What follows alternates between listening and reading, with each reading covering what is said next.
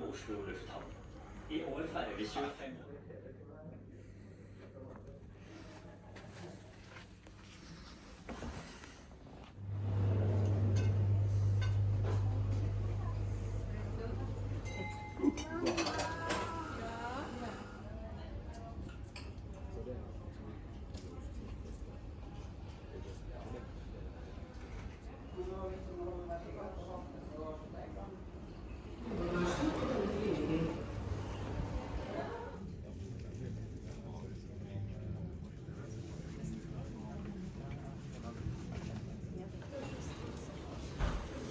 Velkommen til SAS og Star Alliance rute 8.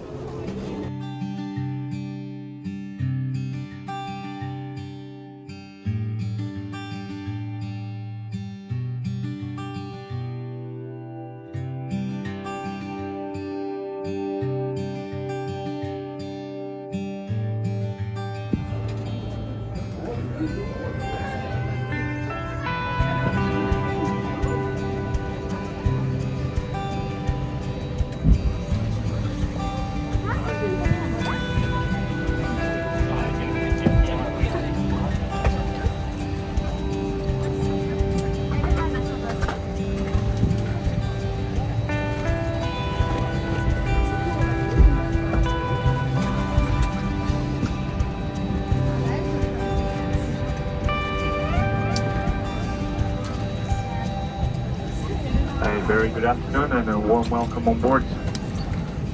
We kindly ask you please, when you have found your seats, especially the duty-free bags, if they have any bottles, in case they fall down, they don't hurt anyone.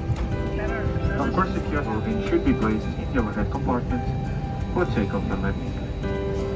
Thank you very much for your cooperation and once again, welcome on board.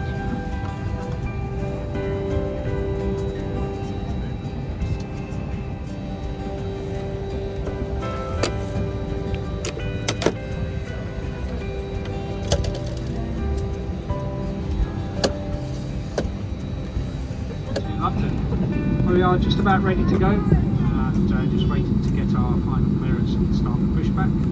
And to like this, always keep it fastened whenever the seatbelt sign is on. We recommend you keep the seatbelt fastened during the whole flight when seated. Pull down the oxygen mount firmly, place it over your nose and mouth and breathe normally. And they are marked with illuminated signs.